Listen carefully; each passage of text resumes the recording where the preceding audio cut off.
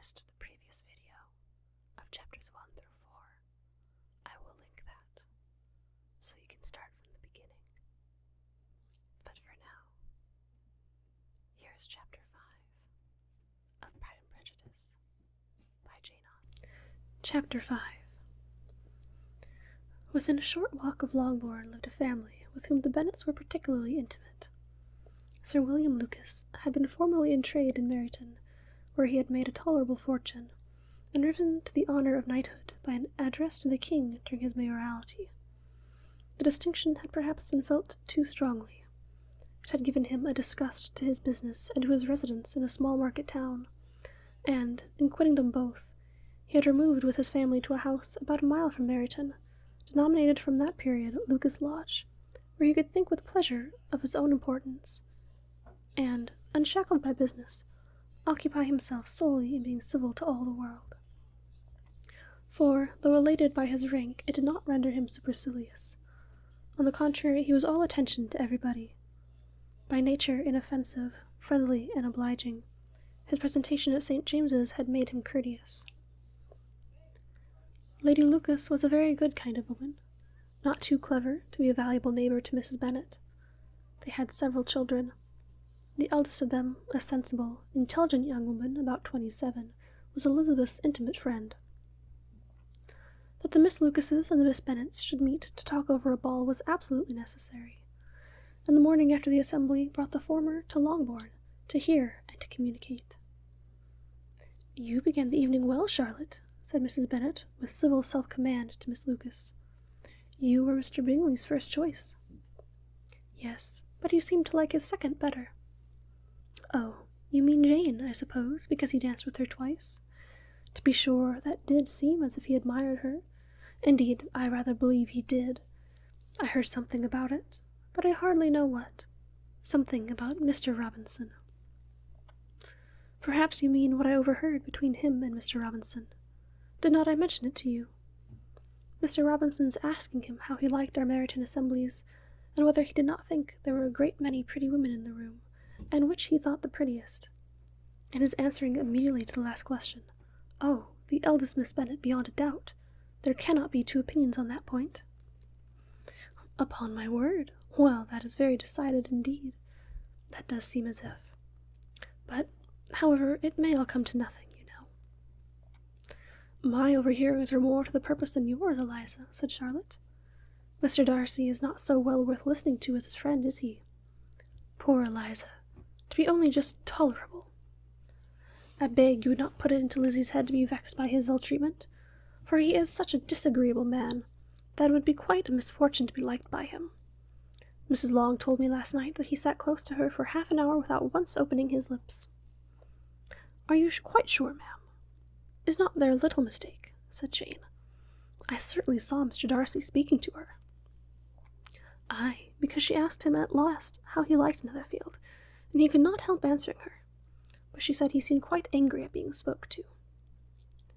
"Miss Bingley told me," said Jane, "that he never speaks much, unless among his intimate acquaintances. With them he is remarkably agreeable." "I do not believe a word of it, my dear. If he had been so very agreeable, he would have talked to Mrs. Long. But I can guess how it was. Everybody says that he is eat up with pride, and I dare say he had heard somewhere that Mrs. Long does not keep a carriage, and had come to the ball in a hack chaise." "I do not mind his not talking to Mrs. Long," said Miss Lucas, "but I wish he had danced with Eliza." "Another time, Lizzie," said her mother. "I would not dance with him if I were you." "I believe, ma'am, I may safely promise you never to dance with him."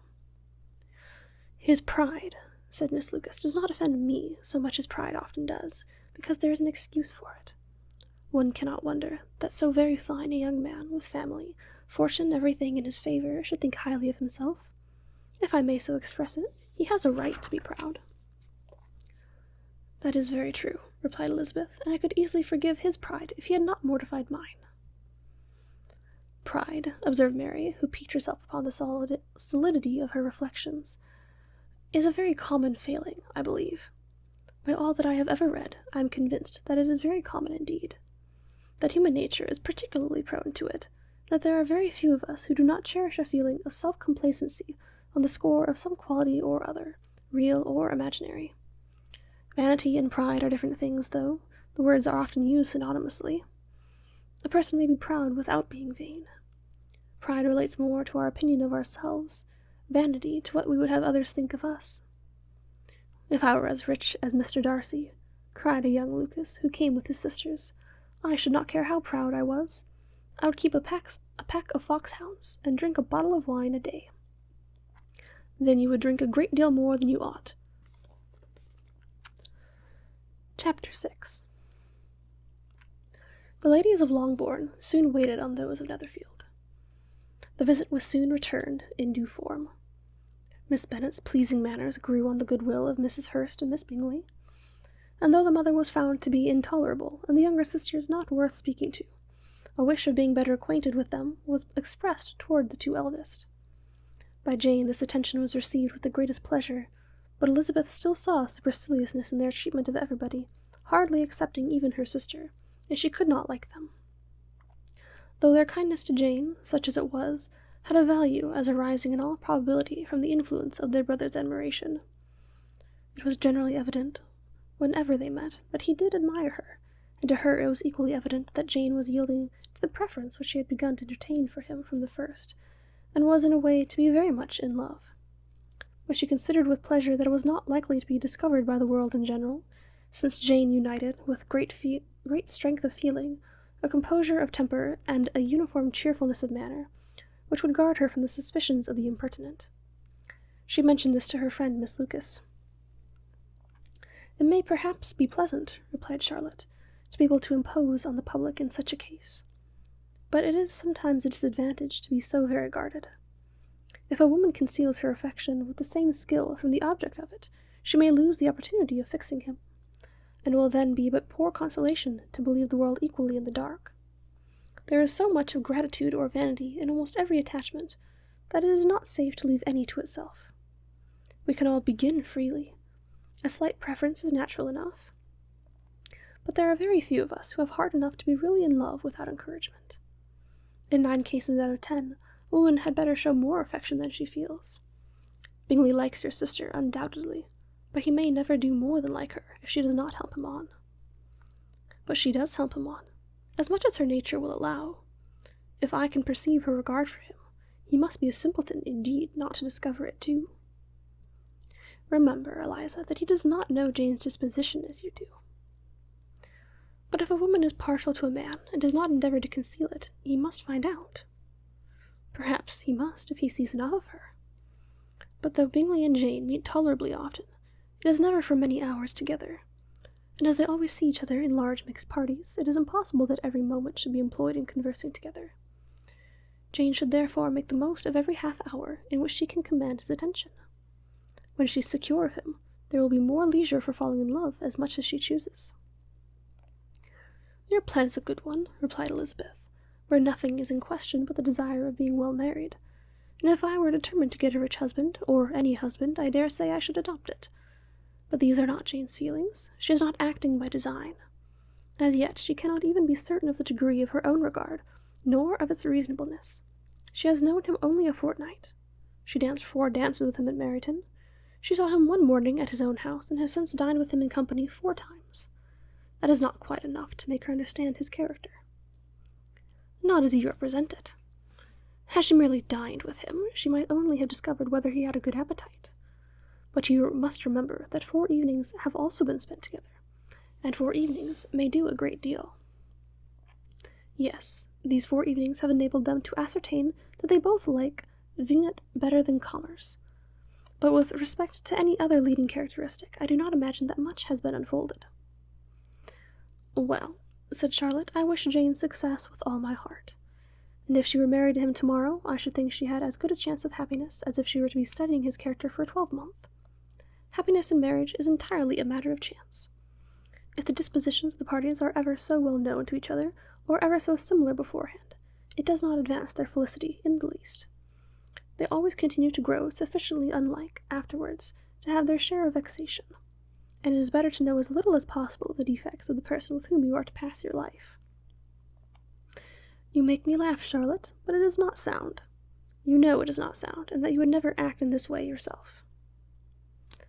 Occupied in observing Mr. Bingley's attentions to her sister, Elizabeth was far from suspecting that she was herself becoming an object of some interest in the eyes of his friend. Mr. Darcy had at first scarcely allowed her to be pretty. He had looked at her without admiration at the ball, and when they next met he looked at her only to criticize. But no sooner had he made it clear to himself and his friends that she hardly had a good feature in her face, than he began to find it was rendered uncommonly intelligent by the beautiful expression of her dark eyes. To this discovery succeeded some others equally mortifying. Though he had detected, with a critical eye, more than one failure of perfect symmetry in her form, he was forced to acknowledge her figure to be light and pleasing, and in spite of his asserting that her manners were not those of the fashionable world, he was caught by their easy playfulness. Of this she was perfectly unaware. To her he was only the man who made himself agreeable nowhere, and who had not thought her handsome enough to dance with. He began to wish to know more of her, and as a step towards conversing with her himself, attended to her conversation with others.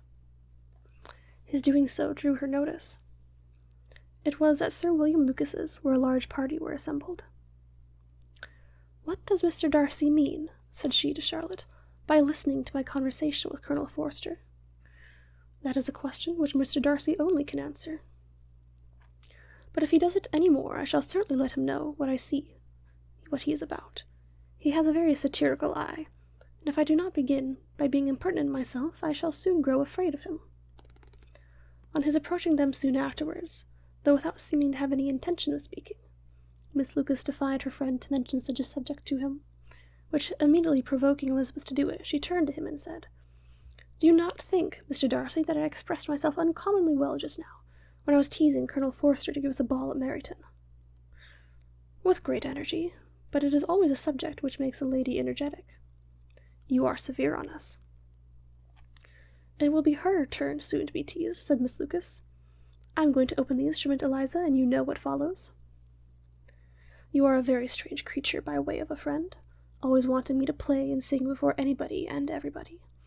If my vanity had taken a musical turn, you would have been invaluable. But as it is, I would really rather not sit down before those who must be in the habit of hearing the very best performers." On Miss Lucas's persevering, however, she added, "Very well, if it must be so, it must." And gravely glancing at Mr. Darcy, "There is a fine old saying, which everybody here is of course familiar with, 'Keep your breath to cool your porridge,' and I shall keep mine to swell my song." Her performance was pleasing, though by no means capital. After a song or two, and before she could reply to the entreaties of several that she would sing again, she was eagerly succeeded at the instrument by her sister Mary, who, having, in consequence of being the only plain one in the family, worked hard for knowledge and accomplishments, was always impatient for display. Mary had neither genius nor taste, and though vanity had given her application, it had given her likewise a pedantic air and conceited manner, which would have injured a higher degree of excellence than she had reached. Elizabeth, easy and unaffected, had been listened to with much more pleasure, though not playing half so well. And Mary, at the end of a long concerto, was glad to purchase praise and gratitude by Scotch and Irish airs at the request of her younger sisters, who, with some of the Lucases and 2 or 3 officers, joined eagerly in dancing at one end of the room. Mr. Darcy stood near them in silent indignation at such a mode of passing the evening, to the exclusion of all conversation, and was too much engrossed by his thoughts to perceive that Sir William Lucas was his neighbour till Sir William thus began. "What a charming amusement for young people this is, Mr. Darcy. There is nothing like dancing, after all. I consider it as one of the first refinements of polished society." "Certainly, sir, and it has the advantage also of being in vogue amongst the less polished societies of the world. Every savage can dance." Sir William only smiled. "Your friend performs delightfully," he continued after a pause, on seeing Bingley join the group, "and I doubt not that you are an adept in the science yourself, Mr. Darcy." "You saw me dance at Meryton, I believe, sir?" "Yes, indeed, and received no inconsiderable pleasure from the sight. Do you often dance at St. James's?" "Never, sir." "Do you not think it would be a proper compliment to the place?" "It is a compliment which I never pay to any place if I can avoid it." You have a house in town, I conclude?" Mr. Darcy bowed. "I had once had some thought of fixing in town myself, for I am fond of superior society, but I did not feel quite certain that the air of London would agree with Lady Lucas." He paused in hopes of an answer, but his companion was not disposed to make any, and Elizabeth at that instant moving towards them, he was struck with the action of doing a very gallant thing, and called out to her, "My dear Miss Eliza, why are you not dancing? Mr. Darcy, you must allow me to present this young lady to you as a very desirable partner. You cannot refuse to dance, I am sure, when so much beauty is before you." And, taking her hand, he would have given it to Mr. Darcy, who, though extremely surprised, was not unwilling to receive it, when she instantly drew back, and said with some discomposure to Sir William, "Indeed, sir, I have not the least intention of dancing. I entreat you not to suppose that I move this way in order to beg for a partner." Mr. Darcy, with grave propriety, requested to be allowed the honour of her hand, but in vain. Elizabeth was determined. Nor did Sir William at all shake her purpose by his attempt at persuasion. "You excel so much in the dance, Miss Eliza, that it is cruel to deny me the happiness of seeing you. And though this gentleman dislikes the amusement in general, he can have no objection, I am sure, to oblige us for 1/2 hour." "Mr. Darcy is all politeness," said Elizabeth, smiling. "He is, indeed. But, considering the inducement, my dear Miss Eliza, we cannot wonder at his complaisance, for who would object to such a partner?" Elizabeth looked archly and turned away. Her resistant had not endured her with the gentleman, and he was thinking of her with some complacency when thus accosted by Miss Bingley. "I can guess the subject of your reverie." "I should imagine not. You are considering how insupportable it would be to pass many evenings in this manner, in such society, and indeed I am quite of your opinion. I was never more annoyed. The insipidity, and yet the noise, the nothingness, and yet the self-importance of all these people. What would I give to hear your strictures on them? Your conjecture is totally wrong, I assure you. My mind was more agreeably engaged. I have been meditating on the very great pleasure which a pair of fine eyes in the face of a pretty woman can bestow." Miss Bingley immediately fixed her eyes on his face, and desired he would tell her what lady had the credit of inspiring such reflections. Mr. Darcy replied with great intrepidity, "Miss Elizabeth Bennet." "Miss Elizabeth Bennet," repeated Miss Bingley. "I am all astonishment. How long has she been such a favourite? And pray, when am I to wish you joy?" "That is exactly the question which I expected you to ask. A lady's imagination is very rapid. It jumps from admiration to love, from love to matrimony, in a moment. I knew you would be wishing me joy." "Nay, if you are serious about it, I shall consider the matter is absolutely settled. You will be having a charming mother-in-law indeed, and of course she will always be at Pemberley with you." He listened to her with perfect indifference while she chose to entertain herself in this manner, and as his composure convinced her that all was safe, her wit flowed long. And we'll end there for today. Thank you so much for watching, and make sure to subscribe to see when I post the next video of Chapter 7.